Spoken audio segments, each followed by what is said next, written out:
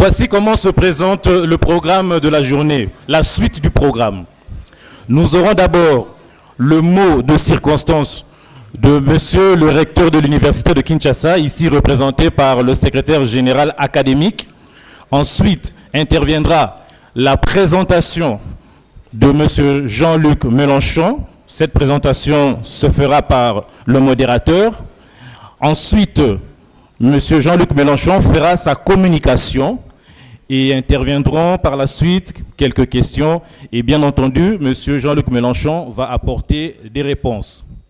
Alors, j'invite monsieur le recteur de l'université de Kinshasa, ici représenté par monsieur le secrétaire général académique, à prendre la parole pour le mot de circonstance.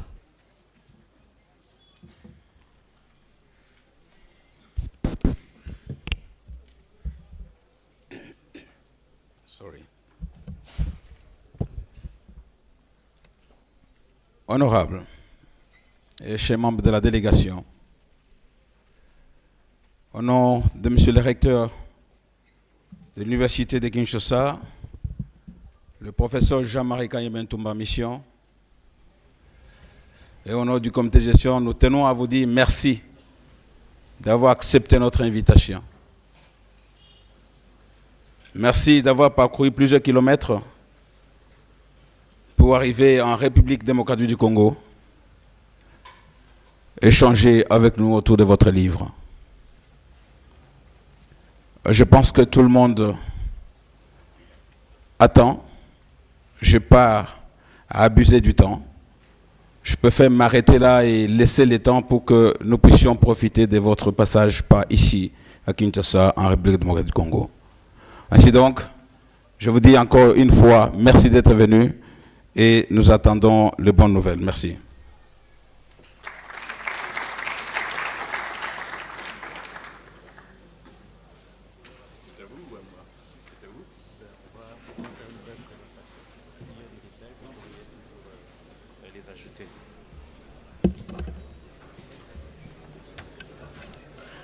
Nous allons à présent faire une brève présentation de monsieur Jean-Luc Mélenchon. Son curriculum vitae est très long, mais nous avons pris quelques lignes et lui-même aura le loisir de donner les détails les plus importants. Mais vous pouvez retenir que monsieur Jean-Luc Mélenchon est un homme politique français. Dans son cursus, il a été journaliste, il a été collaborateur de plusieurs titres, il a même fondé un journal intitulé À gauche. Sur le plan politique, M. Jean-Luc Mélenchon a été conseiller municipal, il a été conseiller général, sénateur.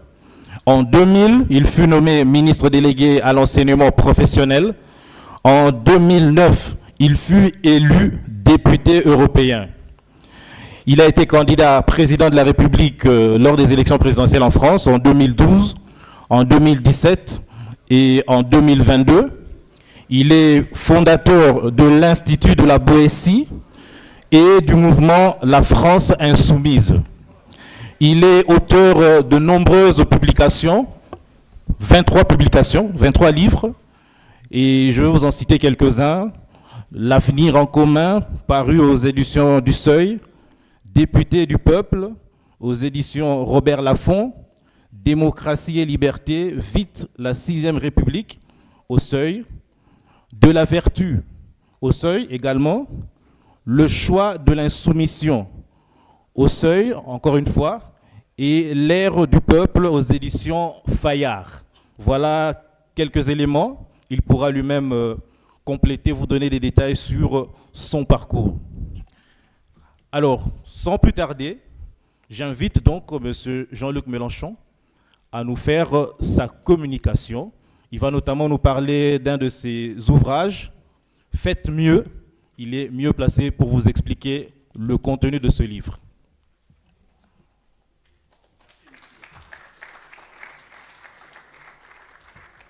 Merci, monsieur. Chers professeurs, mesdames, messieurs, ma biographie se présente toujours en résumé. C'est qu'elle est longue. Mais vous êtes au moment où je vous rencontre, mon présent. Et je veux vous dire avec quel bonheur je me trouve ici. Je voulais répondre à l'invitation d'une université, et celle de Kinshasa m'a particulièrement gratifié, parce que j'entrais enfin dans ce qui me semble décisif à notre temps,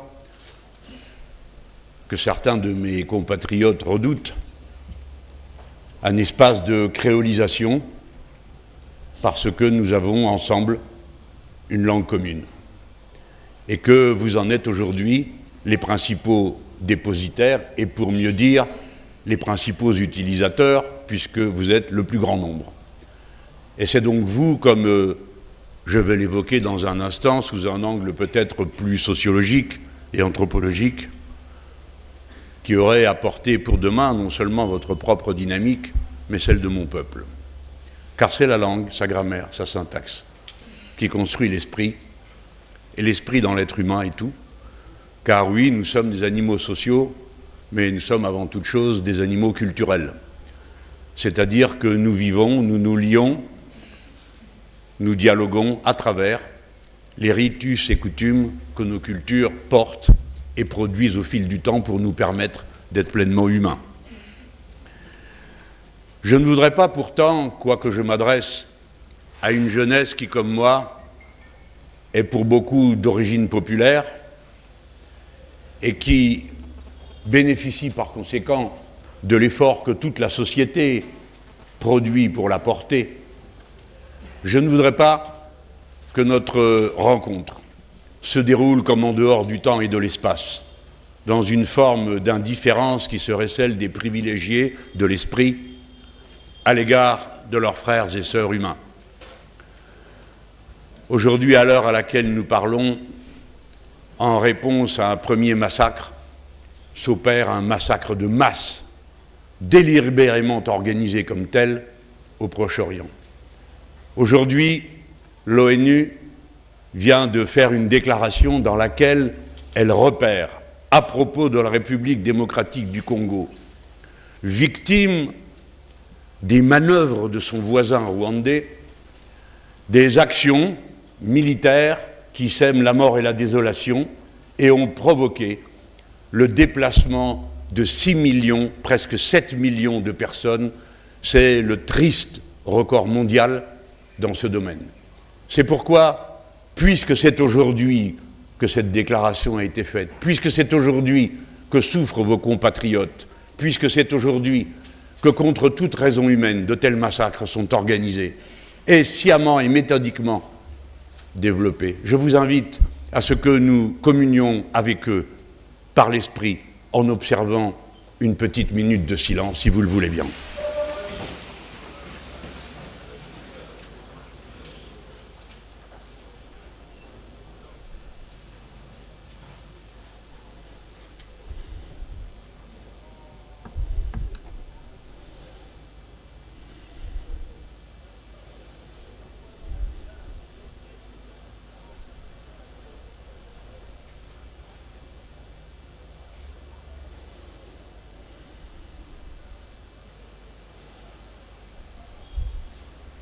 Merci.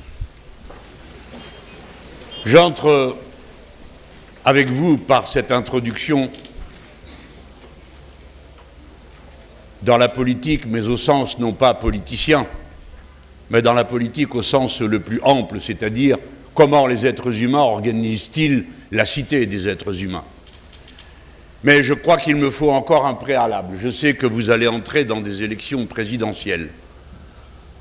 Je tiens à vous assurer que je n'ai l'intention de m'en mêler d'aucune manière et que je n'ai pas douté un seul instant que les Congolais soient parfaitement capables de savoir par eux-mêmes ce qui est bon pour leur pays sans que je me mêle de donner mon avis.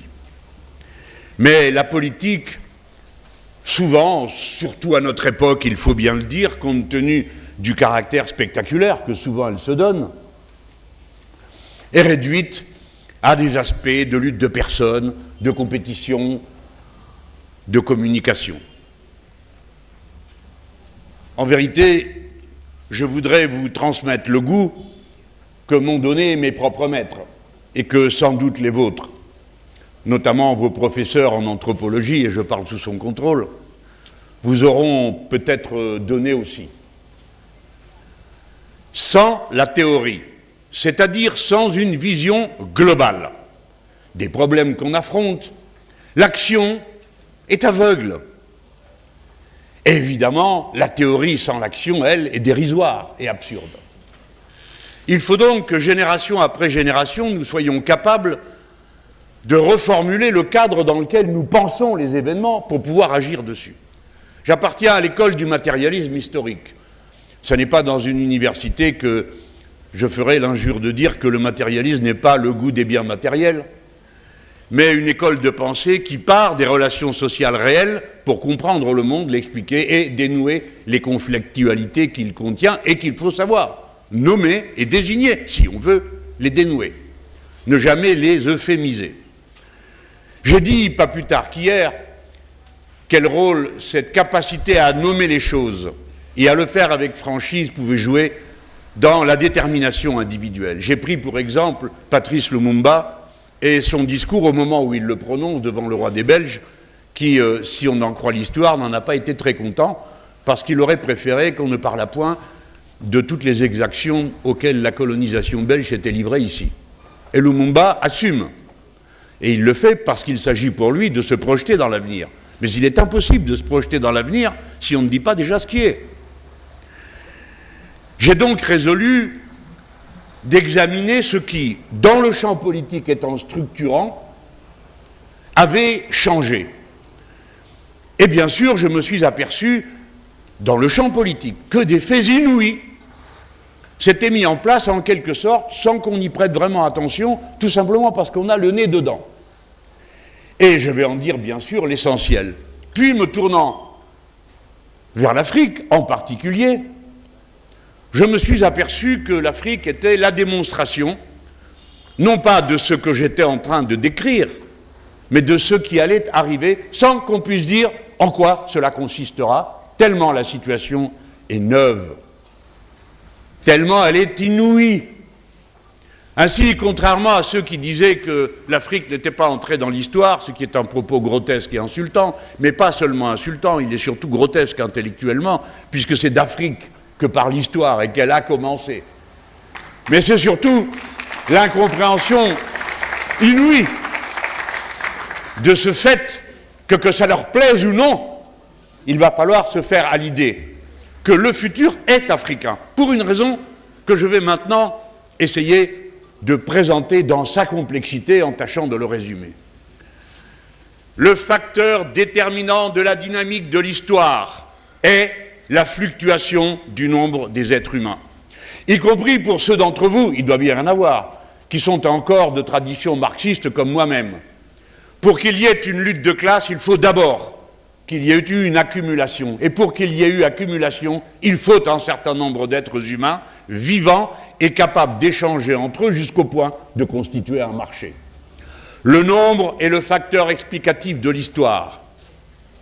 390 000 ans d'histoire de l'humanité pour produire le premier milliard d'êtres humains. 390 000 ans. Puis un siècle seulement pour le deuxième. Et lorsque, à partir de ce deuxième, la dynamique de l'histoire s'est confirmée, affirmée, arrive l'année 1950, qui commence par une première catastrophe, votre serviteur, et ensuite par une évolution de tous les chiffres de consommation, c'est-à-dire de prédation sur la planète. Et dorénavant, depuis le mois de novembre dernier, nous sommes 8 milliards sur cette planète. J'appartiens à l'unique génération, je ne suis pas le seul je pense ici, à l'unique génération qui aura vu 2 doublements de la population mondiale. Je vous souhaite de ne pas en connaître autant, car sinon vous seriez 32 milliards. Et si le régime et le mode de production économique qui est le nôtre étaient dangereux à 1 milliard, injuste et inégalitaire, à 8 milliards, il devient suicidaire, et à 10 milliards, plus que dangereux. Or, il est en vue que nous soyons 10 milliards à la fin du siècle, si nous parvenons à la fin du siècle. Et dans cette situation, où nous serons 10 à 11 milliards d'êtres humains, fait dont j'espère vous avoir communiqué le ressentiment extraordinaire qu'il provoque. Je le redis, des dizaines de millénaires pour parvenir au premier milliard, à peine 2 siècles pour être 11 milliards. Dès lors, quel que soit le mode économique mis en place, et j'insiste sur quel que soit, aucun ne peut évoluer ou se proposer une ligne d'horizon s'il ne se remet pas en cause dans son rapport à la nature. C'est-à-dire s'il n'interroge pas les conditions dans lesquelles s'opère la prédation sur les ressources de la nature. Tant et si bien que ma critique personnelle du capitalisme, comme mode de production fondé sur une injustice fondamentale qui est celle de l'exploitation gratuite du travail humain, cesse d'être une condamnation, mais elle avait sa légitimité purement idéologique, purement morale, et sur ces plans, elles avaient leur légitimité. Elle devient une interrogation anthropologique. Comment pouvez-vous croire que dans un tel mode de production, vous pouvez produire autre chose qu'un désastre? Autrement dit, toutes nos pensées sont incluses dans un cadre où nous avons d'un côté un mode de production unique, il n'est sans alternative dans le monde, et de l'autre, une réalité qu'on a appelée l'anthropocène, c'est-à-dire le moment où l'activité humaine imprime sa marque dans les roches et dans la vie matérielle de la planète elle-même. Et on le sait parce que, à partir des années 50, le calcul sur la durée de vie des objets qu'on fait vers le passé est perturbé par la quantité de radium qui se trouve répartie sur toute la surface de la planète du fait des expériences atomiques à ciel ouvert. Si bien qu'en anglais, on dit BP, before present, et le present, c'est 1950, c'est-à-dire le moment où cette perturbation se constate. Capitalisme d'un côté, marché mondial, et transformation de toutes les économies en succursales de ce marché mondial, au point d'effacer toutes les autres strates qui permettent aux êtres humains de contenter leurs besoins. Je pense par exemple, dans le domaine de l'agriculture, le choix fait d'accéder au marché mondial plutôt que de régler l'agriculture vivrière. Dans mon pays, cette catastrophe est dorénavant consommée. La France, qui était un pays autosuffisant sur le plan alimentaire, aujourd'hui importe 80% de ses fruits et légumes. Peut-être que la mention des fruits et légumes ne paraît pas assez héroïque à ceux qui aiment tant se gargariser avec les grands mots de l'économie, mais la vérité, c'est que sans fruits ni légumes et les autres productions, il n'y a tout simplement pas de vie possible. De la même manière, la prédation que nous exerçons sur l'eau conduit à des crises, en plus de celle qui vient du changement climatique, telles que c'est l'humanité tout entière qui va maintenant se poser des problèmes auxquels elle ne songeait même pas, en tout cas en Europe, il y a à peine 10 ans. Dans mon pays, la France, plus de 500 communes se sont trouvées privées d'eau l'été dernier. Et il a fallu y faire face, j'ose le dire devant vous, en ami, en bricolant. Car à l'évidence, les mesures qui ont été prises ne sont pas des mesures durables. Le cycle de l'eau, cycle fondamental de la vie humaine, est lourdement perturbé à l'échelle de la planète et personne ne peut penser que c'est destiné à être une maladie exotique en quelque sorte, dont les puissants d'aujourd'hui seraient protégés par je ne sais quelle réalité. Non. Nous allons devoir tous nous atteler à ces tâches. J'ai dit le nombre. Je vous ai dit que c'est depuis 2008 que nous sommes 8 milliards.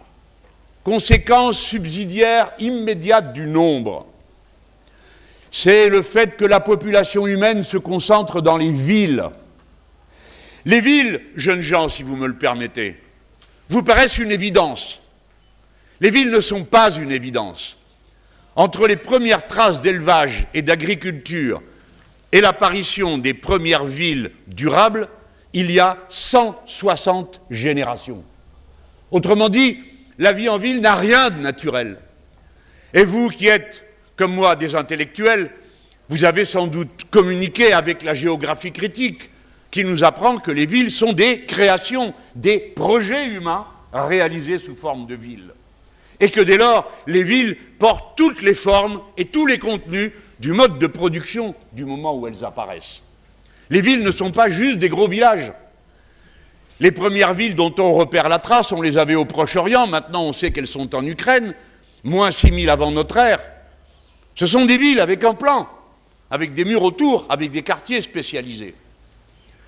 Les villes modifient complètement la condition humaine. Je parle ici sous le contrôle d'anthropologues et dans un pays où la population rurale est encore majoritaire. Mais en 2008, pour la première fois, s'est produit un événement inaperçu, non commenté. La population des villes est devenue à l'échelle du monde plus importante que la population vivant dans les campagnes. Après des millénaires où c'était l'inverse. Vous êtes donc une autre humanité que celle qu'étaient vos grands-pères et vos grands-mères. Vous vivez totalement différemment dans votre rapport aux autres et à la collectivité que ce fut le cas pour eux. Nous sommes tous une autre humanité, et vos enfants seront encore une autre humanité. Parce que, comme on le dit, chaque génération est un peuple nouveau, chaque peuple nouveau est une humanité nouvelle. Tant et si bien qu'en m'adressant à vous, je pense à la suite de ce temps, qui peut-être aura à connaître de nos pronostics et de nos prévisions. Donc la ville. Et la ville produit spontanément un autre phénomène, le réseau. Le réseau passe inaperçu, il a l'air d'aller de soi. D'ailleurs, nous-mêmes, nous sommes des réseaux, le résultat d'un réseau. Il y a en chacun d'entre vous 150 kilomètres de vaisseaux sanguins. Il y en a 190 de réseaux nerveux, à peu près. Personne n'a calculé ça au centimètre près. Et la ville, pour pouvoir vivre, doit se connecter. Et cette connexion, c'est le réseau. Réseau électrique, réseau d'eau usée, réseau des rues pour circuler. Et si pendant longtemps, je pense à l'Europe, les gens ont pu penser qu'ils avaient une capacité autonome à produire et reproduire leur existence matérielle. On s'est chiné à l'époque à essayer d'obliger les paysans à produire plus que pour eux-mêmes pour qu'on puisse avoir le marché et que la ville puisse vivre, qui était minoritaire en population. Les villes d'ailleurs étant toujours installées au bord d'un fleuve, le marché se constituait spontanément. Ça valait la peine en ville de produire plus que pour soi-même, puisqu'on pouvait échanger. Et alors on disait aux paysans, allez-y, bossez, faites plus. Vous amènerez vos produits, vous vendrez, et à partir de là, vous pourrez acquérir d'autres biens. Le réseau est aujourd'hui la condition de la production et la reproduction de votre existence matérielle. Sans les réseaux, vous ne pouvez pas vivre. Vous peut-être, ici, au Congo, mais en Europe, personne n'est capable de produire son existence et de la reproduire sans avoir recours au réseau. Tant et si bien que la relation fondamentale de chaque être humain avec tous les autres transite par le réseau. La véritable condition, je dis bien condition humaine, je ne parlerai jamais de nature humaine devant vous, je vous ai dit à quelle école philosophique je me rattache. La condition humaine, évidemment, est différente à chaque génération, puisqu'elle dépend des moyens matériels qui sont mis en œuvre pour vivre. Alors, si vous dépendez des réseaux, c'est la condition sociale fondamentale. Les réseaux ne sont pas gratuits. Dans l'analyse du socialisme, école à laquelle j'ai appartenu fort longtemps, on disait que, au fond, la condition sociale était décrite par le fait qu'il y avait le propriétaire des moyens de production et qu'il vous salariait une partie du temps que vous passez et puis qu'il s'appropriait le reste. Et ceci était la relation sociale fondamentale. Mais aujourd'hui, non. Et on disait à l'époque, eh bien, le travailleur est aliéné parce qu'il est privé de son produit. Mais vous, quand vous dépendez des réseaux, le niveau de votre aliénation, si le réseau ne fonctionne pas, est bien plus grand. Entre vous et votre soif, il y a un robinet. Si en ouvrant le robinet, il n'y a pas d'eau, pas parce qu'il n'y a plus d'eau en réserve, mais parce que vous n'avez pas payé votre facture d'eau. alors vous voyez bien que vous êtes dans un rapport social au réseau, et que celui qui a la capacité d'ouvrir ou de fermer le passage de l'eau a une situation de domination, que c'est lui qui, par le monopole qu'il en a, crée votre situation particulière. Entre vous, le robinet, l'eau et votre besoin, qu'y a-t-il de plus fort et de plus auto-définissant que le besoin qui vous définit comme être humain? Eh bien, l'aliénation par la privation d'accès au réseau est des milliers de fois plus importante qu'elle l'est par le rapport de force sociale violent qui peut introduire dans l'exploitation. Les réseaux sont donc l'organe clé de la réalité de notre époque. Non seulement nos villes sont construites sur des réseaux, non seulement nous dépendons des réseaux, mais nous ne le savons pas, mais la production elle-même à échelle du monde peut être analysée comme un réseau, puisque la mondialisation répartit la production et la globalisation numérique l'intègre à l'intérieur d'un même espace d'échange et de commerce. Voilà des conditions sociales, anthropologiques de base. Mais je vous l'ai dit tout à l'heure, les êtres humains sont des êtres de culture. Dès lors, il faut à présent considérer, après avoir regardé ces grandes et profondes modifications de la structure même de la condition humaine, il faut considérer ce qui a changé profondément et résolument dans la manière qu'ont les êtres humains d'entrer en contact les uns avec les autres par le biais de leur culture, de leur vocabulaire, de leur langage. Nous autres, en Europe, depuis 1450, nous avons progressivement éteint, dans la transmission du savoir académique, le rôle de la tradition orale. La tradition orale demeure dans maint domaine. Les Européens n'aimeraient peut-être pas m'entendre leur dire ça, mais ça dure. Mais pour autant, le savoir, celui que nous nous transmettons, est en général un savoir consigné par écrit. Et depuis 1450, nous avons vaincu la barrière du temps grâce à l'imprimerie. Ce n'est pas nous qui l'avons inventé, ce sont les Chinois. Mais immédiatement, il y a eu un décollage inouï, puisqu'on produisait une Bible à la main par an, on en produisait 80 avec la machine à imprimer.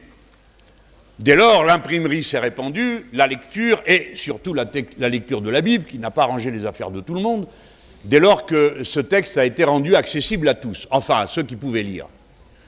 Mais que ce prélude ne m'écarte pas du point où je veux arriver. Ce point, c'est que donc vous voyez comment la communication se fait à travers la langue écrite, pour beaucoup. Et en tout cas, la communication qui permet un phénomène central de la vie humaine, la culture cumulative. La culture cumulative signifie que nous sommes tous des nains sur les épaules d'un géant. Le géant, c'est le passé. Le nain, c'est nous. Pourquoi ? Parce que nous sommes des héritiers du savoir cumulatif. Nos enfants appartiennent à une espèce particulière de singes que nous sommes nous-mêmes. Ils s'entre-éduquent. Et on voit nos enfants s'entre-apprendre. Nous sommes l'espèce qui apprend tout le temps et qui apprend aux autres. Et les paléontologues ont établi une vérité fondamentale. Plus nous sommes nombreux, plus nous accumulons de culture. Il n'est donc pas vrai que le grand nombre soit une adversité pour le progrès. Dès lors, ceux qui se plaignent de la démographie feraient bien de réfléchir au fait que quand ici, il y a 50% de la population qui a moins de 20 ans, et que là-bas, il n'y en a que 25%, la main est ici, et pas là-bas. C'est-à-dire qu'elle est dans le grand nombre, et pas dans les populations vieillissantes qui font la loi. Je voulais dire ce point pour que l'on sache bien de quel point de vue je me situe, et comment je considère que c'est pour ces raisons que la suite va être fascinante. Je viens d'évoquer la manière de se lier par l'alphabétisation. Le nombre des personnes alphabétisées a doublé d'une manière générale dans le monde. Elle a été multipliée par 7 sur le continent africain. C'est-à-dire qu'une immense transition s'est produite. Et si cela ne suffisait pas, voici qu'arrive le sommet de cette capacité à entrer en relation les uns avec les autres. Pourquoi l'alphabétisation? Essayer de vivre sans pouvoir lire ce qui est écrit sur les panneaux, sans pouvoir lire ce qu'il y a dans votre smartphone, ce n'est tout simplement pas possible aujourd'hui. Voici le sommet maintenant, c'est ce qui est la quintessence de la connexion. Événement immense. En 2009, quelqu'un a mis au point un nouvel organe humain qui nous permet des choses extraordinaires. Ceci, le smartphone. C'est l'outil le plus moderne. Son fonctionnement dépend d'une manière ordinaire de plus de 4000 applications qui sont toutes connectées avec l'espace. J'ai bien dit avec l'espace, pas les relais terrestres, ce qui est dans l'espace. Et cet instrument qui peut être considéré comme un organe nouveau de l'être humain permet un type de comportement, je ne signale que celui-ci, pour bien montrer le choc anthropologique. Ceci nous permet la polyprésence, professeur. Vous le savez tous, on a à s'en plaindre. C'est-à-dire qu'en même temps que vous faites une chose, vous en faites une autre, parce que vous suivez une messagerie, etc. Mais je ne prends cet exemple que parmi des dizaines d'autres, de changements profondément ancrés de comportement de la vie humaine. Tout ceci nous plonge dans un monde nouveau. L'Afrique, aujourd'hui, est connectée par le biais des smartphones exactement dans la même proportion que le reste du monde, c'est-à-dire 70% de la population totale entre le Nord et le Sud. Naturellement, c'est une proportion qui est inégale suivant les pays, suivant le niveau de la concentration urbaine et l'accès possible à ces outils. Mais globalement, voilà de quoi nous parlons. Et évidemment, ce qui m'a intéressé, c'est l'Afrique en tant que continent, puisque lorsque moi j'étais enfant, on parlait de l'Afrique comme du continent vide, parce qu'il n'y avait que 300 millions de personnes qui vivaient là. Maintenant, vous êtes le 20% de l'humanité, et vous êtes en direction du 40%. Tous ces phénomènes vous donnent la clé du futur. Vous donnent la clé du futur. C'est-à-dire que selon ce que vous ferez, selon ce que vous choisirez de faire, le monde ira d'un côté ou il ira de l'autre. Je ne parle pas de régime politique, je ne parle pas de ça en ce moment. Mon livre comporte un ample chapitre qui recense des cas observés dans 20 pays différents de révolution citoyenne. Ma position personnelle est que je crois que les peuples, même s'ils sont incroyablement nombreux dorénavant, plus ils sont nombreux, plus chacun d'entre nous est fortement un individu. Ça va contre l'intuition. Plus nous sommes nombreux, plus chacun d'entre nous dépend de réseaux dont il est le seul à connaître toutes les composantes, puisqu'il est en plus capable de se connecter à des milliers de gens. Autrefois, je parle comme Européen là, je ne connais pas assez bien la société congolaise pour la décrire. Mais autrefois, vous vous décriviez par votre rapport de parenté, par votre métier, des fois même par la rue dans laquelle vous habitiez, voire par votre métier. Aucun de ces critères aujourd'hui ne permet de définir qui est Pierre, Paul ou Jacqueline. Parce que nous en changeons souvent. Et nous sommes donc plus que jamais des individus. Plus vous êtes individué, plus vous êtes puissant. Parce que chacun accumule une expérience qu'il apporte en tant que telle à la culture cumulative. La culture cumulative de votre époque est un enjeu. Les États-Unis d'Amérique, demain, vont une fois de plus décider tout seuls du statut qui doit, paraît-il, protéger les êtres humains des conséquences de l'existence de l'intelligence artificielle.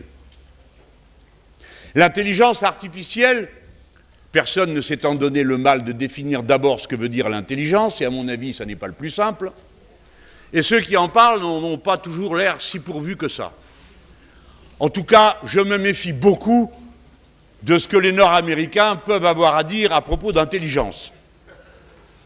Mais nous sommes confrontés à ça. Après-demain a lieu une réunion en Europe sur le même sujet. La culture cumulative, c'est celle dont vous avez besoin dans vos études. Comme elle est entièrement numérisée, Elle est dorénavant en partie appropriée par certains grands groupes, si bien qu'à rebours de ce que nous avons connu pendant tant de générations, qui était le partage gratuit du savoir. Je viens d'un pays, la France, où jusqu'à 1959, il était interdit de déposer un brevet sur un vaccin. Je sais que les vaccins donnent lieu à toutes sortes de discussions, mais je vous donne cet exemple parce que dans notre société, c'était une valeur essentielle que le partage du savoir sans condition. Aujourd'hui, le savoir est approprié. Or, la mise en commun du savoir permet des avancées fulgurantes. Nous sommes ici dans une faculté de médecine. Alors, je pense qu'on peut parler des progrès qui ont été faits par le fait que les chercheurs, entre eux, ont toujours maintenu cette règle « je sais, je te dis ». Et c'est gratuit. Mais ce ne sera plus le cas demain.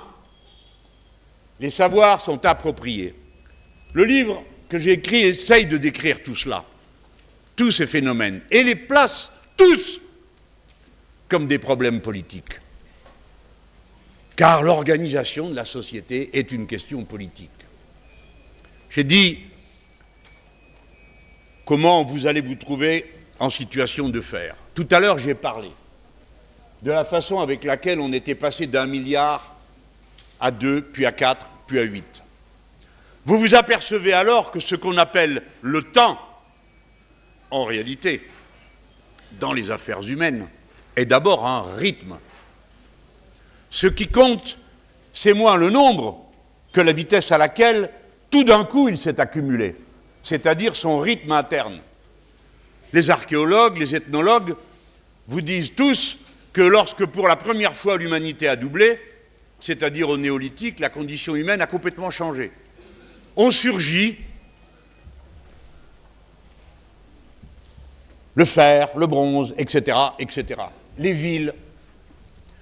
Chaque fois que l'humanité double, elle fait un saut. Figurez-vous que c'est comme ça que j'ai commencé mon travail d'enquête et de recherche. Je me suis dit, voyons voir, quand est-ce que ça a doublé la dernière fois? Au Resco référence, j'ai découvert que ça avait doublé 2 fois dans ma vie. Alors je me suis dit, je suis passé à côté de quelque chose, c'est sûr. Et c'est comme ça que j'ai commencé à poser la question qui a organisé mon travail, quoi de neuf? Question toute bête. Quoi de neuf? Je viens de vous en présenter quelques aspects. J'ai parlé de la progression, par exemple, de la ville par rapport à la campagne. Alors, vous êtes dans le même rapport dans le temps, si je ne me trompe pas, et si la malédiction de mes papiers me lâche un instant, la population urbaine chez vous, entre 1950 et 2017, s'est multipliée par 2. En Afrique, c'est multiplié par 4. Dans l'humanité, c'est multiplié par 2. Vous êtes donc sur le rythme mondial, qui est énorme, hein? Énorme, parce qu'il faut voir les quantités que ça signifie. Cette population urbaine, elle est considérée à la moyenne. Mais vous voyez bien qu'on ne parle pas de la même chose quand, par exemple, on se met à parler de Kinshasa, dont la population double tous les 5 ans. Ce à quoi nous avons affaire, ce n'est pas tant à une quantité qu'à un rythme. Comment arriver à suivre un rythme pareil? Pourtant, c'est le rythme de la vie. Ce n'est pas à la vie à s'aligner sur les desiderata de la politique, c'est à la politique de s'aligner sur ce que la vie lui impose. Mais vous êtes devant un défi immense. Je ne prétends pas vous dire comment le régler. Mais ce défi vous vient du rythme. C'est le rythme qui fait l'histoire, puisqu'il fait les pulsations du nombre des êtres humains, puisqu'il fait la ville, puisqu'il fait les réseaux. Ce rythme, c'est celui qui conduit dorénavant à une telle suprématie numérique de la jeunesse dans la totalité de la population. Vous ne pouvez pas avoir idée de ce que c'est que de vivre dans un peuple vieillissant. Nous qui sommes là, notre petite délégation, nous sommes à la vitre du véhicule qui nous transporte et nous regardons les yeux émerveillés toute cette jeunesse qui est ici. Elle est obligée d'inventer le monde neuf. Vous êtes obligés de régler la question des réseaux avec d'autres méthodes que celles qui ont prévalu dans le passé, tout simplement parce que si vous appliquez les mêmes méthodes, dans un millénaire, vous y êtes encore. C'est ce qu'on essaye d'expliquer, nous, en France. On leur dit, mais si vous continuez à rénover au rythme auquel vous le faites les canalisations de l'eau, il y en a pour 500 ans. Et le temps qu'on ait fini, il faudra recommencer. Et sans doute faudra-t-il le faire avant. D'ailleurs, dans 500 ans, où serons-nous? Nous sommes tous mis au défi de modifier l'ensemble. Alors, c'est un devoir d'invention, mais je vous le dis, ça va dépendre de vous, parce que c'est forcément les plus nombreux qui donnent le rythme total. Alors, on vous fait le reproche de dire « Ah, vous devez être plus écologiste que les autres ». C'est pas faux, mais on se demande bien comment vous allez faire. Je n'en sais rien. Mais pourquoi devriez-vous, vous priver de ce dont les autres ne se sont pas privés? De leur extractivisme, etc. C'est une situation complexe.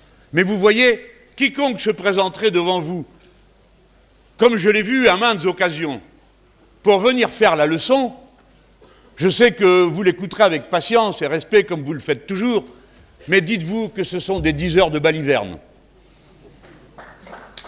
De baliverne. Il ferait mieux d'inviter à l'écoute, à l'apprentissage des chemins qui ont déjà été ouverts. Car bien sûr, les populations de l'Afrique ne sont pas restées les bras ballants en attendant que les choses s'arrangent toutes seules. Partout, on a entrepris, essayé, innové, cherché, inventé de nouvelles formules ou montré que certaines valaient et d'autres rien. Et c'est dans cet ordre qui est continuellement déséquilibre numérique à l'échelle de la planète, que le monde tout entier connaît, en plus des limites d'un système, d'un mode de production, en plus d'une crise de son anthropocène, une crise de son ordre géopolitique. Les États-Unis d'Amérique, au lendemain de la Deuxième Guerre mondiale, pour ne pas remonter trop dans le temps, ont assumé une sorte de domination qui mettait en ordre l'ordre du monde. Et puis, comme il y avait eu, à l'issue de la Première Guerre mondiale, élargie et confortée par la Seconde, l'espace de ce qu'on appelait le camp socialiste, il y avait en quelque sorte deux systèmes. Et dans notre partie du monde, vous, nous, ici c'était plus disputé, mais chez nous c'était réglé, il y avait là aussi une confrontation. Il n'y en a plus. Et depuis 1990, il n'y a qu'un seul et unique mode de production qui l'emporte sur la planète entière. Pour qu'il fonctionne, il faut qu'il soit en ordre. Je ne m'étends pas, je m'en remets à ceux de vos enseignants qui en sont les maîtres. Ce système ne peut pas fonctionner autrement qu'ordonné. Il est ordonné de deux manières, par la force du plus puissant et par la loi. Nous autres tous, on est plutôt du côté de la loi, vu que la force, en général, elle ne nous sert pas. La loi, c'est l'unique chose que nous avons réussi à créer à travers deux massacres de masse mondiaux, la Première et la Deuxième Guerre. C'est d'abord la Société des Nations, c'est aujourd'hui l'ONU, pleine de défauts, à qui parfois on confie des missions sans lui en donner les moyens, comme ça a été le cas ici dans l'Est du pays. Je le sais tout ça, mais c'est l'unique chose à quoi nous pouvons nous accrocher pour faire autre chose que des démonstrations de force. À nous de savoir de quel côté on va, conforter un monde ordonné ou accepter les bavardages sur le monde multipolaire et je ne sais quelle salade destinée à enrober le fait que, ma foi, chacun y va de sa force.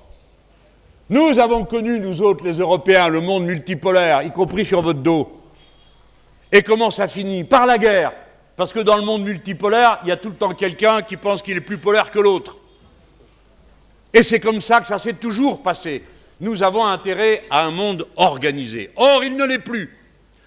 Parce que la puissance matérielle et les privilèges sur lesquels il est construit, et notamment les privilèges des États-Unis d'Amérique qui peuvent battre monnaie sans aucune contrepartie matérielle, est en train de s'effondrer. Aujourd'hui, ce qu'on appelle les BRICS, qui en janvier prochain vont s'élargir à 6 pays de plus, et bientôt davantage encore, représente une part plus importante de la richesse du monde que celle qui est accumulée dans les mains du G7, qui dans les années 70 était l'impérium mondial par excellence. Ils avaient inventé ce G7 pour contourner toutes les autres institutions, et G7 se réunait, qui donnait des ordres à G20, lequel donnait des ordres à tous les autres. Et voilà comment l'ordre de la puissance se substitue à l'ordre de la loi et de l'ordre international représenté par l'ONU. C'est pourquoi vous avez dorénavant à vous interroger. Moi, je viens d'un petit pays, en surface et en nombre d'habitants. Dès lors, quand je me pose la question de la puissance, je me la pose comme vous. En quoi consiste la puissance, à part les démonstrations de force? Qu'attendons-nous de la puissance? Nous attendons la liberté, c'est-à-dire le droit de disposer de nous-mêmes et de faire ce que nous avons décidé de faire, par les voies de la démocratie. La puissance, c'est donc la souveraineté. Et la souveraineté est directement liée à la démocratie. C'est pourquoi je dis, quand on reprovoque des violences guerrières comme celles qu'on provoque à l'est du pays, c'est tout le pays qui est impliqué, notamment parce que c'est sa démocratie qui est impliquée. Mais si je vais plus au fond, la puissance est d'abord cette capacité à assurer la souveraineté pour soi-même. Dès lors, tout est dans l'esprit. C'est pourquoi est si important pour nous, Français, et sans doute aussi pour vous, par le facteur de la mise en commun de la culture cumulative dans notre langue commune. L'entraide que nous pouvons organiser entre nous. Je n'ai pas dit la solidarité. Un de mes camarades a expliqué que dans la solidarité, il y en a toujours un qui tend la main. Je parle d'entraide. Je viens vous dire, peut-être pour la première fois de votre vie, parlant comme Européens et comme Français, que c'est nos peuples qui ont besoin de vous, et pas l'inverse. Et que donc, j'assume de prendre sur moi-même, comme autre voix de la France, de vous dire cette vérité et de tâcher d'y trouver une réponse mutuellement profitable. Et non pas une nouvelle escroquerie intellectuelle où les uns se mettent au service des autres. Nous avons besoin d'avoir une politique des causes communes. Les causes communes, ce sont celles de l'esprit. Vous, vous êtes fait voler le 19e siècle par l'esclavage. Vous, vous êtes fait voler le 20e siècle par la colonisation. Ils sont en train de vous voler le 21e siècle par l'exploration de l'espace, où ils ont décidé que premier arrivé, premier servi. Nous autres Français, nous ne sommes dorénavant ni assez nombreux cultivés, ni assez nombreux éduqués pour faire face tout seul et pour savoir faire tout seul. C'est pourquoi j'avais proposé, dans l'hypothèse où j'aurais été élu dans mon pays, qu'on constitue une université de l'espace qui serait une université commune au peuple de notre espace de créolisation dans la langue commune. De la même manière, depuis que le Brésil, ayant par ailleurs reçu la réponse favorable de la République démocratique du Congo et, je crois, d'un pays asiatique, ont décidé de mettre en commun leur savoir pour aborder la question de la forêt. Vous avez une université extrêmement avancée dans ce domaine. Nous avons nous-mêmes un certain savoir-faire. Que ne le mettons-nous en commun pour organiser une université internationale de la forêt, puisque nous-mêmes, Français, ayant en charge un bout de l'Amazonie, vous autres ayant en charge le plus grand espace forestier du continent et un des poumons de l'humanité, est-ce que nous n'avons pas là, à l'évidence, une cause commune où chacun amène quoi? Eh bien, son cerveau, son savoir-faire, ce qu'il est capable d'apprendre, ce qu'il a déjà appris. Et dans ce domaine, alors, nous sommes à pleine et complète égalité. Est-ce que nous ne pourrions pas avoir ensemble une université de la mer, puisque vous avez une façade maritime, puisque vous avez comme nous le problème de la fourniture en énergie, et que vous savez, comme nous, qu'il y a une limite à la construction des barrages hydrauliques, du fait des surfaces immenses qu'ils occupent ensuite en lac, qu'il y a évidemment une limite à produire avec le charbon ou avec les combustibles carbonés, puisqu'on contribue directement à la pagaille universelle, et qu'enfin, il y a le plus grand danger à utiliser l'énergie atomique, car si elle est sûre les 3/4 du temps, le quart qui reste, elle est définitivement mortelle. Et il suffit de voir ce qui s'est passé à Fukushima. Et il suffit de voir ce qui s'est passé dans les autres endroits du monde où nous avons eu affaire à un accident. Dès lors, où allons-nous trouver cette énergie? Bien sûr, on parle du solaire. Vous avez de manière extrêmement habile utilisé les mini-réseaux autour d'une captation solaire. Et de cette manière, vous avez répondu à la question de savoir par quel réseau on pouvait régler le problème de l'électrification. Certainement pas en étendant les réseaux existants, mais plutôt en recréant sur des structures qui, étant plus modestes, sont plus faciles à maîtriser et à installer. Mais nous avons la même ressource accessible, on a de la chance puisqu'on a une façade maritime. C'est l'immense énergie des mers. Il y a en mer, aussi longtemps que la Lune tournera autour de la Terre, le mouvement des marées, le mouvement de la houle, c'est-à-dire 366 fois l'énergie dont la Terre a besoin aujourd'hui. Il nous suffit de nous y mettre. Et plus vite on s'y mettra, plus vite on réglera le problème de l'accès à l'électricité, car sans l'électricité, nous ne pouvons pas avancer. C'est elle qui nous libère du devoir qui s'est imposé aux populations tant de fois de déforester, non pas parce qu'ils n'aiment pas la forêt, mais pour l'unique raison que c'est la seule source d'énergie dont ils disposent, et que ceux qui sont coupables de cette situation, ce ne sont pas ceux qui coupent les arbres, c'est ceux qui empêchent les gens de n'avoir aucun autre moyen que celui-là de vivre. Voilà comment on doit aborder avec responsabilité les problèmes en faisant confiance à l'intelligence. J'ai dit que l'ordre du monde changeait. Il va changer sous vos yeux. Si nous parvenons à la fin du siècle, j'admets que statistiquement mes chances sont plus réduites que les vôtres, mais si nous y parvenons tous, ou si vous y parvenez vous aurez à faire face à cette situation en cours de route. La désoccidentalisation du monde, selon la formule de mon camarade, ami, l'intellectuel Christophe Ventura, qui a fait un livre sur ce sujet, est en route. La position de la Chine vous offre dans le moment le confort de n'être plus à la disposition du seul et même maître. Et ça permet d'équilibrer. Nous autres Français, nous avons abusé de ça, usé et abusé tant qu'on a pu, entre Américains et Russes. Alors, je ne vous ferai jamais le reproche d'en faire autant avec d'autres. Parce que, des fois, c'est la seule manière qu'on a de rester maître de soi-même. Mais nous pouvons nous dire entre nous qu'il faut le faire sans illusion. Le goût de la domination vient vite, même à ceux qui ne l'avaient pas auparavant.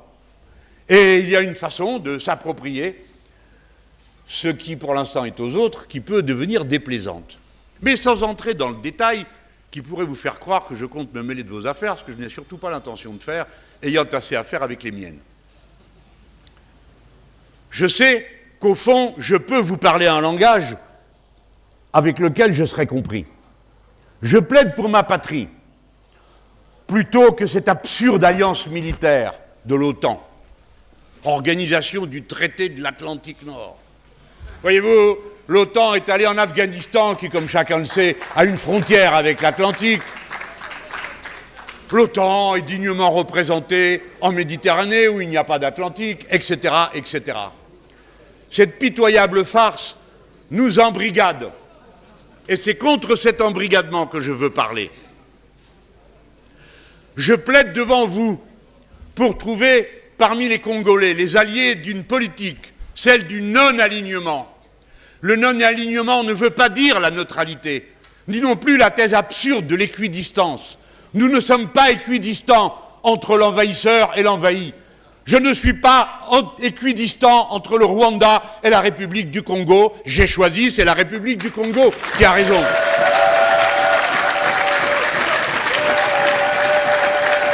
Je le dis, et j'espère que ça fasse assez de bruit pour qu'on l'entende jusqu'en Europe, puisque le Parlement européen a pris une disposition. Alors maintenant, il doit nous dire ce qu'il compte faire réellement pour faire cesser le massacre.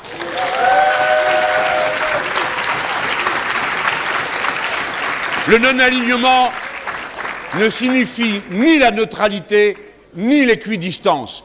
Il signifie que chaque nation est maîtresse d'elle-même et fait le choix dans chaque circonstance de ce qui est juste et de ce qui ne l'est pas.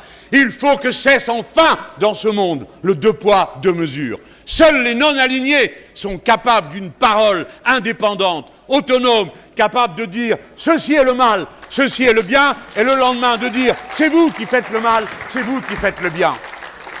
Seul le non-alignement permet l'indépendance. Et l'indépendance est la condition de la souveraineté. Et la souveraineté est la condition de la démocratie. Voilà comment tous ces concepts se tiennent l'un à l'autre. Il y a dans votre histoire nationale les éléments qui ont permis, dès la première heure, de le comprendre. C'est pourquoi je suis allé au monument Patrice Lumumba, parce que son premier discours m'a fasciné pour cela, puisque tout est contenu en quelque sorte dans ce discours. Bien sûr, nous sommes à une autre époque, bien sûr, il faut tout réinventer, nous le savons tous. Mais nous avons d'abord et avant tout besoin d'une claire compréhension des événements, sinon nous agissons à l'aveuglette. Et à l'aveuglette, on fait n'importe quoi. On se trompe. Et chaque fois qu'on se trompe, quand on dirige des grands pays, comme c'est le cas du vôtre, comme c'est le cas du mien, alors on fait le malheur des autres. Vous autres, vous êtes 110 millions. Vous serez très rapidement 120, 130, 140. Vous serez parmi les toutes premières nations du continent africain.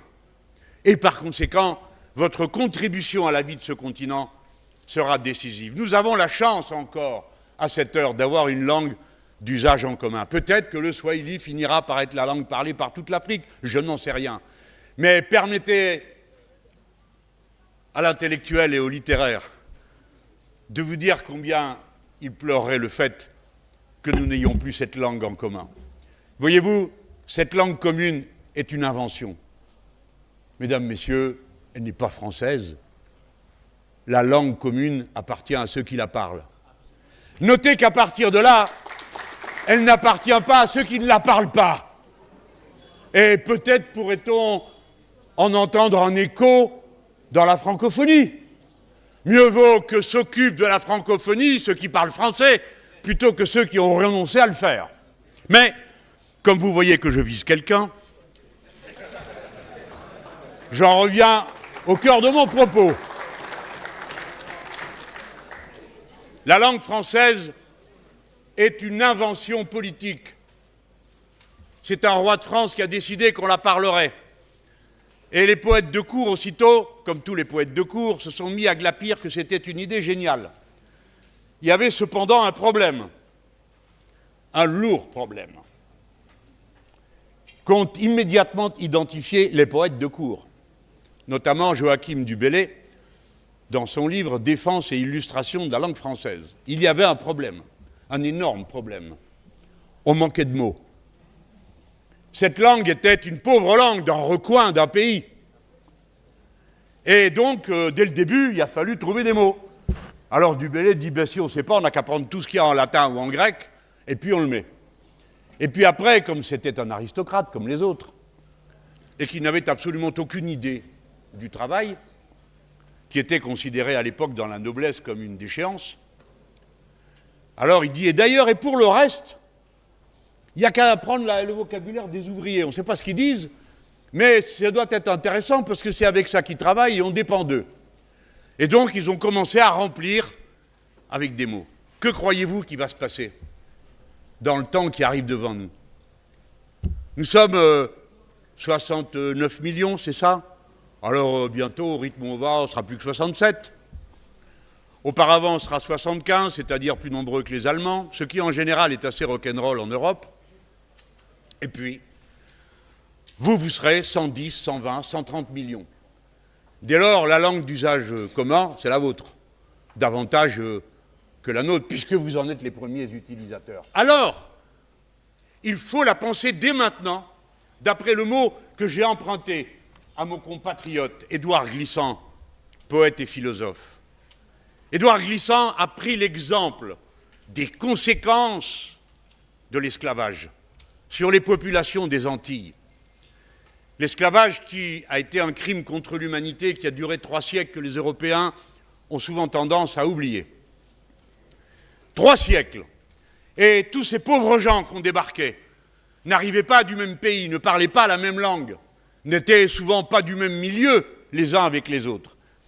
Mais comment rester un être humain, une femme, un homme, avec ce que ce mot veut dire, de quête de dignité personnelle, si on ne peut même pas échanger avec le voisin, partager sa souffrance.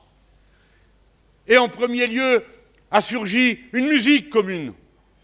Ce sont les mélopées qu'on entend sur l'île de la Réunion. Ce sont ces chants, ces danses. Et puis ensuite, il y a eu la production d'une langue. C'est la langue commune qui a permis de restaurer les individus déracinés, humiliés, esclavagisés, transformés en choses, et leur a permis de se redresser comme êtres humains devant les maîtres qu'ils ont fini par vaincre.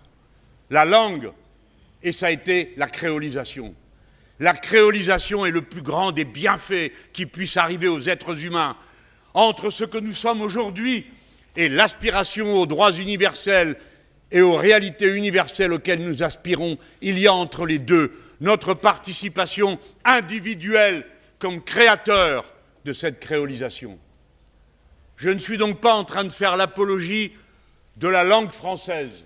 Je suis en train de faire devant vous l'apologie en signalant le devoir qu'elle vous crée d'une langue que nous avons en commun et que nous partagerons d'ici la fin du siècle, peut-être avec 1 milliard d'autres êtres humains, ce qui est un atout pour chacun d'entre nous. Et naturellement, le meilleur moyen d'y accéder, c'est de continuer à parler sa langue maternelle quand on en a une autre, et d'en apprendre d'autres aussi. Mais la créolisation se présente comme un espace de vie commune. Et vous ne pouvez peut-être pas deviner à quel point le surgissement de l'inconnu bouleverse et renouvelle les routines dans lesquelles les peuples vieillissants ont tôt fait de s'enfermer. Je regardais quelques-unes de vos créations en art plastique. Il se trouve que je suis quasiment ignorant dans ce domaine, mais extrêmement sensible. Et par conséquent, un tableau, une sculpture me parle avec une force à peu près aussi grande qu'un texte, que ce soit de la poésie ou de la prose. J'écoutais les chansons. Je regardais parmi mes compatriotes ceux qui ont la chance d'avoir des racines communes avec vous. Je les regarde vivre et parler. Et je vois quelle source extraordinaire de renouveau, d'intelligence, d'ouverture. Ouverture par la bousculade de ce qui est neuf par rapport à ce qui est ancien. Voilà tout ce que j'avais à dire et bien d'autres choses. Dans mon livre, j'évoque des problèmes qui sont peut-être moins violents pour vous que pour nous, je ne sais pas. Mais les droits de l'espèce humaine en tant qu'espèce singulière, ayant une organisation biologique qui fait que nous souffrons, mesdames, messieurs, de ne plus avoir accès à la nuit, parce qu'un quart de l'humanité ne sait pas ce qu'est la nuit, pour la raison que tout est tout le temps éclairé. Nous souffrons des questions qui sont liées au silence, parce que 40% de l'humanité ignore absolument ce qu'est le silence. Et la destruction du silence éteint les espèces animales qui avaient besoin des ondes sonores qui sont aujourd'hui occupées par le vacarme humain pour se rencontrer, se reproduire, etc. Les besoins fondamentaux de l'espèce humaine en tant qu'espèce animale, car n'oublions jamais que nous le sommes. En tout cas, moi je me reconnais dans cette définition qui est celle de l'humanisme lui-même et qui fut persécuté pour le dire. Dans cette dimension, nous sommes privés de nos droits. J'évoque ceci, j'évoque la culture cumulative numérisée qu'on peut qualifier aujourd'hui de noosphère, terme que je reprends à un jésuite français et à un chimiste soviétique qui le partageait, etc. Combien d'autres choses. Je forme le vœu que s'il est dans vos possibilités d'accéder à mon livre, le cas échéant vous-même, vous puissiez en opérer non pas la traduction, mais la mise en œuvre à propos de l'étude des phénomènes africains pour mieux les comprendre et sans doute mieux les anticiper. Si l'Afrique reproduit les erreurs de l'Occident, il n'y aura plus d'humanité. Si l'Afrique invente un nouveau chemin, il y aura une nouvelle humanité, et l'Afrique nouvelle sera l'humanité nouvelle.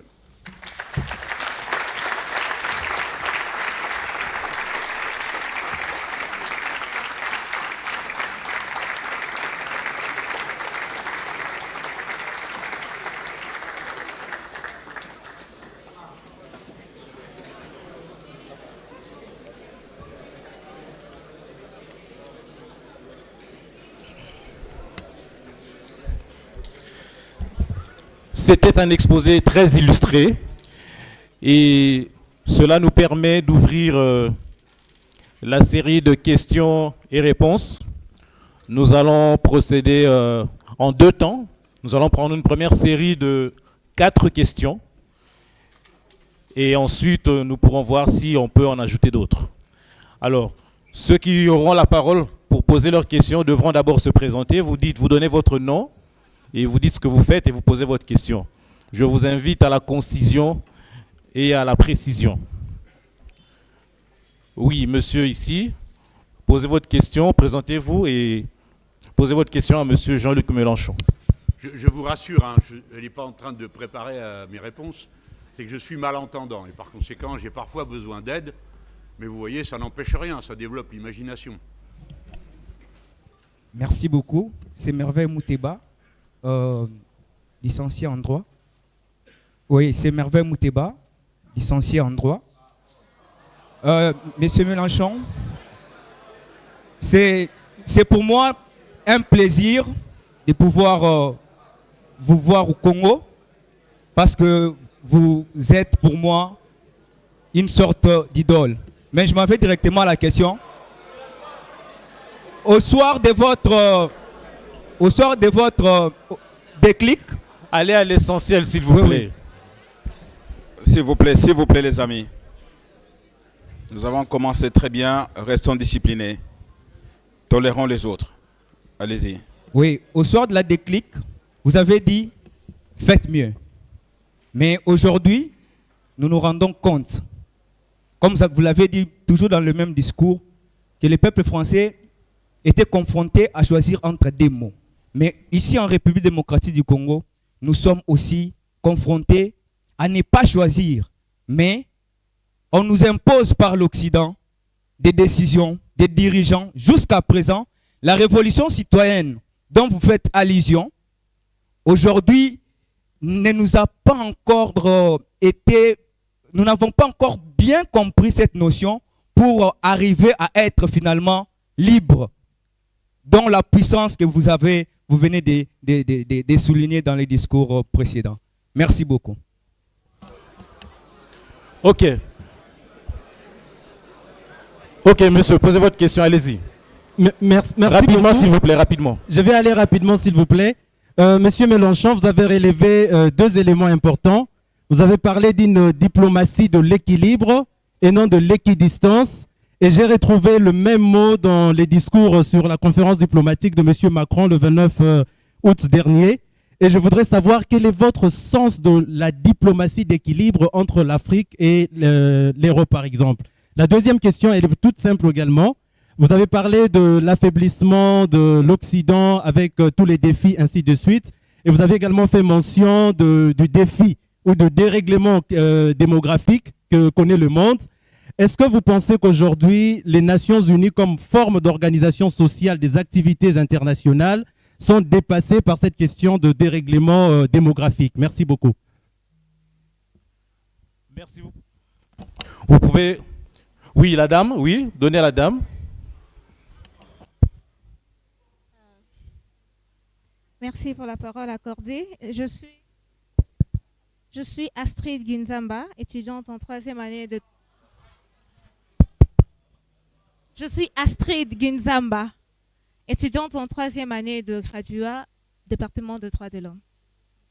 Monsieur Astrid Ginzamba, étudiante en 3e année de graduat dans le département de droits de l'homme. Monsieur Mélenchon, nous avons entendu appeler à la mise en commun, chose qui paraît fascinante mais qui ne nous séduit pas, parce que à chaque fois que nous avons reçu cette invitation à la mise en commun, nous avons été exploités. Moi, ma question se tournerait autour de la problématique si vous arrivez à être élu président de la France. Pourrions-nous imaginer, pourrions-nous espérer avoir de partenariats clairs et non? Parce que vous avez évoqué la notion de la capacité d'appeler, de nommer les choses en fait. Parce que le vocabulaire français, le vocabulaire européen de l'entraide, de l'aide, nous a assez créé de problèmes et nous a assez exploités. Et non, moi, ma question est de savoir si vous vous parvenez à être élu président de la France, pouvons-nous espérer de vous un partenariat clair sur des notions claires et propres discutées dans le domaine économique? Soyez tolérants, s'il vous plaît, s'il vous plaît. Merci. Un peu de tolérance. Ça va? Ok, nous prenons une question au fond de la salle. Oui, donnez-lui le micro. La dernière de la première série, oui, donnez-lui.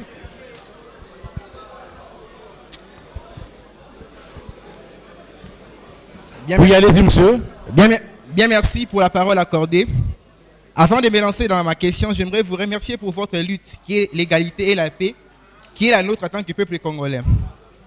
Au-delà de votre bonne foi, qui est celui de nous aider dans ces combats contre l'oppresseur, nous aimerions connaître les comment faire pour y parvenir. De telle sorte que ce soutien ne soit pas qu'en parole, mais aussi en acte. Et nous aimerions savoir ce que vous pensez de la francophobie qui s'est intensifiée par la politique française actuelle, pour ne pas dire une politique macronienne ou macroniste. Que proposez-vous pour sauver l'image de votre France, l'image de votre politique étrangère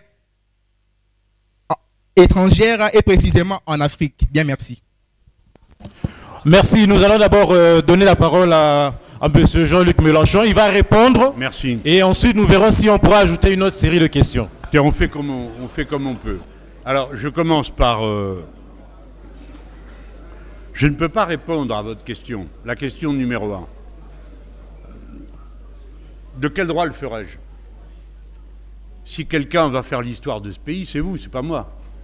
Je n'ai que ça à vous dire comme réponse. Et je le fais en étant conscient de l'âpreté de ma réponse, parce que votre question, évidemment, elle est censée. J'ai connu la période où les hommes de gauche ou les femmes de gauche qui arrivaient d'Europe expliquaient aux autres ce qu'ils devaient faire. Comment il fallait faire le socialisme, comment il fallait gouverner, comment ceci, comment cela. Ils n'écoutaient jamais rien. Et ils sont passés comme ça à côté de bien des choses. Vous évoquez à juste titre le fait que mon livre traite de la révolution citoyenne. Je vous ai dit il y a un instant mon intention, par respect pour vous tous, car je vous connais, vous êtes jeunes, donc vous êtes beaucoup d'entre vous intellectuellement engagés. Vous avez un choix, une préférence, et mon devoir est de le respecter. Donc je ne viens pas vous brutaliser utilisant la position que le recteur, les professeurs me donnent, et pour vous dire faites ceci ou ne faites pas cela. La révolution citoyenne contient un concept. C'est que le peuple urbanisé, mis en réseau et connecté, veut contrôler. Et j'ai pris 20 pays différents pour que ce ne soit pas toujours la répétition des situations européennes prises comme modèle. Les révolutions citoyennes que j'ai étudiées, c'est celle du Soudan, c'est celle du Liban, c'est celle de la Turquie. Révolution aboutie ou pas aboutie. C'est celle du Chili, celle de l'Équateur, celle des Philippines. Je les ai prises sur l'ensemble des continents, puisque sur l'ensemble des continents, les mêmes conditions de base se réunissaient. Urbanisation, explosion du nombre, cité, connexion.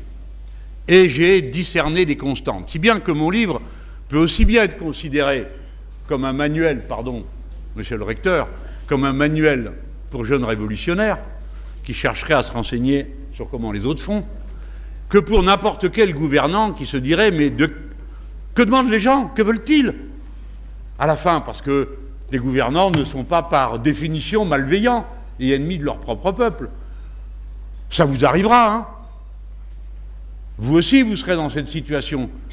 Et à ce moment-là, quelle que soit l'option que vous avez faite, vous me direz comment je peux me rendre utile? Qu'est-ce que je peux faire? Comment je peux m'y prendre? Le pari que fait ce livre et ma tradition historique, philosophique, c'est celle de l'implication humaine. Je ne crois pas à la technocratie. Je ne crois pas que les solutions puissent être techniques. Je pense qu'elles sont d'abord humaines qui investissent la technique. Si vous amenez la technique sans les êtres humains, vous avez perdu. Ça ne sert à rien. Ou plus exactement, ça ne sert qu'à une chose, valoriser le rôle de ceux qui maîtrisent la technique et les gens capables de la mettre en œuvre. Donc, la technique, au lieu d'être un moyen de libération, devient un moyen de domination et d'oppression. Je ne crois pas m'exprimer d'une manière trop abstraite, surtout m'adressant à des intellectuels. Vous, moi, on partage cette manière de regarder la réalité. Nous avons besoin de cadres qui nous permettent de comprendre. Et c'est ce qu'il faut comprendre à présent. L'impératif de la citoyenneté. L'impératif comme solution. Je l'ai utilisé, comme un slogan politique, je le réutilise devant vous comme un slogan ethnologique ou anthropologique. Le peuple n'est pas le problème, il est la solution. C'est-à-dire que l'intelligence collective va nous permettre de nous sortir de n'importe quelle situation. Alors après, il faut avoir le respect des mots. Et j'entends bien faire respecter les miens. Pourquoi? Parce que dans mon pays, on me fait la guerre tous les jours, sur un mot. Vous n'avez pas dit ceci, monsieur Mélenchon. Honte à vous. Vous n'avez pas dit « je condamne les révoltes urbaines ». En effet, je ne l'ai pas dit. J'ai dit « je demande la justice ». Je l'ai demandé pour mes jeunes compatriotes assassinés. Et là, je n'ai pas dit terrorisme, j'ai dit crime de guerre. Parce que le terrorisme, en tant que politique inventée par Samuel Huntington et les autres, c'est une manière de se dispenser du droit. Et on organise à partir de là la lutte du bien contre le mal. Et dans la lutte du bien contre le mal, il n'y a ni règle, ni limite. Dans le droit, il y en a. Vous êtes juriste. Le crime contre l'humanité, il est défini objectivement par les lois internationales. Les actes de crimes de guerre sont définis. C'est pourquoi nous pouvons dire qui est criminel de guerre et qui ne l'est pas. Ce n'est pas une imputation en général. Et nous sortons de ce qui n'est pas maîtrisable. Alors oui, j'ai parlé de crimes de guerre. Et je demande que tous les crimes de guerre soient condamnés. Et j'espère que, comme moi, vous pensez qu'une vie humaine en vaut une autre. Et que ce n'est pas le drapeau qui fait l'importance d'une vie humaine. C'est ce que chaque être humain est capable d'apporter aux autres. Raison pour laquelle nous croyons fondamentalement à la règle qui veut qu'on juge les gens d'après leurs actes et pas d'après leurs intentions. Et si on les juge d'après leurs actes, alors on fait du droit, comme vous en faites. Et sinon, on fait autre chose. Des croisades, des luttes extrêmement émouvantes quant au vocabulaire, mais sinistres dans les conséquences qu'elles impliquent. Je dis, il faut respecter les mots. Je n'ai pas parlé de politique d'équilibre. Et je ne parlerai jamais de politique d'équilibre. Il n'y a pas d'équilibre possible entre l'agresseur et l'agressé. Je suis du côté de l'agressé. Il n'y a pas d'équilibre à tenir entre la Russie et l'Ukraine, parce que c'est la Russie qui a envahi l'Ukraine. Et je passe les autres exemples. Il n'y a pas d'équilibre entre votre voisin intrusif et vous-même, parce que les actes qu'il pose sont contraires au droit. Pas à mon intention, à mon affection ou à mon amitié, c'est pas le sujet. Le sujet, c'est quelles sont les règles dont nous sommes tous convenus. Nous sommes convenus que les frontières sont intangibles. C'est clair, ça, tout le monde comprend, intangibles. Et si elles viennent à être mises en cause, ça arrive des fois dans l'histoire, évidemment que ça arrive. Alors il faut s'organiser rationnellement pour faire face à ça. Je l'ai proposé pour l'Europe. À peine avais-je fini de parler qu'on m'a dit « Ah, il veut remettre en cause les frontières en Europe ». Pas du tout, je suis prévoyant. Si les Écossais veulent leur indépendance, qu'est-ce qu'on fait? On leur dit non, on va leur interdire de le faire.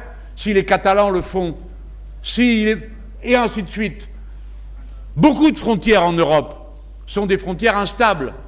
Et de chaque côté, des gens qui n'ont pas l'habitude de se payer de mots, dont la violence est manifestée 1000 fois dans l'histoire, comme chaque fois qu'il est question d'une frontière. Donc mieux vaut organiser des conférences des frontières en Europe que d'attendre que les frontières explosent. Si les Flamands décident de rejoindre, comme l'a demandé leur leader, les Pays-Bas, les Flamands, vous connaissez, c'est chez votre ex-colon. D'accord? Alors les Wallons, qu'est-ce qu'ils font? Avec eux, on a la langue en commun. Vous voyez, ce sont des problèmes très concrets. Moi, je vous parle comme Français. On ne change pas les frontières à ma frontière sans que j'ai quelque chose à dire. Hein. Je préfère prévenir tout le monde. À bon entendeur, salut. On ne changera pas les frontières comme ça, sans que nous ayons quelque chose à dire. Je prends ces exemples pour ne pas les prendre en Afrique, pour ne pas vous donner le sentiment que les problèmes seraient concentrés ici, parce que ce n'est pas le cas. Donc je ne suis pas partisan de la politique d'équilibre. Je suis partisan de la politique du droit, et du droit international consenti et qu'on fait respecter par tous. Premier élément. Deuxième élément, je ne parlerai jamais de dérèglement démographique. Et je demande à ceux qui parlent de dérèglement démographique d'aller le dire les yeux dans les yeux au papa ou à la maman des enfants en question. Et s'ils se rendent compte de l'indécence de son propos, alors qu'ils ne viennent pas me demander de parler comme lui, parce que je ne veux pas être indécent. Nos enfants sont les bienvenus si nous les avons voulus et choisis. Et nous faisons une humanité tous ensemble. Et il ne peut pas être question que les uns aient des droits dans ce domaine, tandis qu'aux autres, on les disputerait, on les calculerait, alors qu'on ne l'a jamais fait pour nous-mêmes. Voilà pourquoi il n'y a pas de dérèglement démographique. Il y a une situation démographique en transition. Les démographes vous le disent. C'est-à-dire que dans toutes les sociétés, la fécondité est à un certain niveau, puis, lorsque certains facteurs sociaux interviennent, elle passe à un autre. Lorsque certains facteurs sociaux passent à un autre. Quels facteurs sociaux? Par exemple, l'éducation. Par exemple, la santé. Alors, il nous faut des budgets publics d'éducation. Il faut donc que le FMI et la Banque mondiale cessent de demander à tous les États de disparaître au profit du privé. Parce que seul l'État est en état d'accomplir la mission de service public d'éduquer. Et éduquer, ce n'est pas une activité comme une autre. C'est l'activité centrale de tous les êtres humains depuis des millénaires. Transmettre le savoir d'une génération à l'autre. Voilà comment la politique s'articule avec des concepts comme la décence et la morale. Il n'y a pas de dérèglement démographique. Il y a une situation en transition. Si, quelque part, les uns ou les autres viennent à penser que leur famille est déjà suffisamment nombreuse et qu'ils souhaitent ou ils se proposent que leurs descendants s'accommodent autrement de leur propre descendance, eh bien alors, il faut en réunir les moyens. Et ça ne consistera pas à montrer du doigt les gens, parce que ça ne sert à rien. Et je l'ai dit, c'est mal poli, grossier et indécent. Ça veut dire mettre à la disposition des gens et du public et de la société les moyens qui permettent à chacun de décider librement ce qu'il fait, et non pas de force ce que quelqu'un d'autre a décidé pour lui, qui souvent ne se l'applique pas à lui-même. Car j'ai remarqué que les puissants et les riches ne sont pas si moraux que ça dans leur propre existence, en tout cas pas autant qu'ils le recommandent aux autres. Après, vous avez parlé des paroles et des actes. Eh bien, je suis bien content que vous fassiez le rapprochement entre les deux, parce que vous avez en face de vous des gens qui, justement, font cette liaison. Je suis venu ici, tout le monde le sait, avec M. Arnaud Le Gall, député du Val d'Oise, Mme Nadège Abo-Mongolie, députée de la Seine-Saint-Denis, M. Carlos Bilongo, député du Val d'Oise. Alors les quatre, nous sommes des insoumis, vous vous en doutiez. Mais nous ne sommes pas que 4, nous sommes 75 dans l'Assemblée nationale. Et à l'initiative de ces trois-là, dont l'une est membre du bureau de la Commission des Affaires étrangères de l'Assemblée nationale, Mme Abo-Mongolie, ceux-là ont déposé et signé à 75, et je fais le pari que bientôt on sera plus nombreux, une résolution portée au vote de l'Assemblée nationale française, qui traite de la question de l'Est. Après tout, on pourrait dire, qu'est-ce que 3 Français comme ça, 4, 75, tout d'un coup, qu'est-ce qui leur prend? Ben justement, c'est nous qui rompons le mur du silence. C'est nous, et personne d'autre. Et quand ce texte a été présenté, il dit quoi? 3 choses. 1, rappel de la fraternité entre les Français et les Congolais. 2, la condamnation des actes. Et dans la résolution de l'ONU aujourd'hui, c'est une résolution de son office pour l'immigration. De nouveau, la responsabilité du Rwanda est pointée. On ne fait pas de la politique sans nommer les choses. Et je pense que c'est une façon de respecter ses interlocuteurs que de leur dire « Coucou, on t'a vu. On t'a vu, on sait que t'es là. » Donc on te demande, comme nation civilisée, d'arrêter de faire ça, parce que ce n'est pas le droit international. Ça, c'est dans notre texte. Nous condamnons. Nous sommes venus ici, au point de départ, en ayant 2 objectifs. Le premier, pour moi, je voulais présenter mon livre dans les pays francophones. La première nation francophone du monde, c'est vous. C'est comme ça. Donc je me suis dit, chaque homme, chaque femme, ça signe des devoirs, il faut bien qu'on ait une prétention dans l'existence pour s'aider à se lever le matin. Le professeur est persuadé qu'il enfante des génies tous les jours par son cours. Eh bien, l'homme politique, la femme politique pense que ce qu'il fait sert à quelque chose et peut changer l'histoire du monde. D'ailleurs, si on n'essaye pas, on ne risque pas d'y arriver. Donc, si on veut voir ce que ça donne, il faut le faire. Comme disait l'autre, on s'avance et puis on voit. Donc nous sommes avancés. Je voulais présenter mon livre, mais nous avons décidé que puisque nous venions ici, alors on ne tournerait pas autour du pot. Je ne me donnerai pas seulement le rôle gratifiant de l'intellectuel qui vient avec un livre de 350 pages décrire le monde. Je viendrai comme un militant politique, un militant de la cause à laquelle je crois, c'est-à-dire venant ici pour donner le coup de main à la fraternité congolaise dans l'effort qu'elle fait pour rompre le mur du silence, qui fait que le plus grand déplacement de population observé pour des raisons politiques de l'ère moderne, c'est ici qu'il a lieu et que personne ne veut en parler. Eh bien, on en parlera. Et à mon retour, nous allons, grâce au bruit que vous avez fait tout à l'heure, en accueillant mes paroles sur le sujet, je pense qu'il y a des observateurs qui se disent « Tiens, ce que dit Mélenchon a été approuvé par une salle de jeunes gens, et d'autres moins jeunes qui avaient l'air d'être tout à fait d'accord avec eux. » Et cela va commencer à faire son travail. Pourquoi? Ah bon, spontanément, la jeunesse congolaise se sent directement impactée et concernée par ce qui se passe à l'Est. Ah bon, la jeunesse congolaise, dans sa forme la plus éduquée, la plus avancée, est consciente du problème. Ce n'est pas des personnes qu'on a agitées sournoisement par-ci par-là. Personne ne vous a agité, vous vous êtes bien levé d'un coup tout à l'heure. Eh bien, ça va se dire. Et je vais vous dire une autre chose. D'ores et déjà, la diplomatie de mon pays s'intéresse à ce qui s'est passé pendant le temps où on a été ici. Et je pense que les plus hautes autorités de l'État français vont s'y intéresser. Le Parlement européen a voté une résolution. Très bien, nous allons en présenter une autre pour demander des sanctions. Nous avons un groupe, le groupe de la gauche unie, qui est présidé par une des nôtres au Parlement européen, Manon Aubry. Nous allons le déposer, puisqu'il y a déjà un texte. C'est-à-dire que nous partageons le combat avec vous. Celui-là, puisqu'il est d'intérêt commun. En quoi est-il d'intérêt commun? Que le droit soit respecté partout, pas seulement là où ça convient à quelques-uns. Mais aussi une autre raison. Nous sommes le même espace intellectuel et mental, du fait que nous avons une langue en usage commun. Notre intérêt à nous là-bas, dans la vieille Europe, nous, dans ce peuple vieillissant, notre intérêt, c'est que vous soyez forts.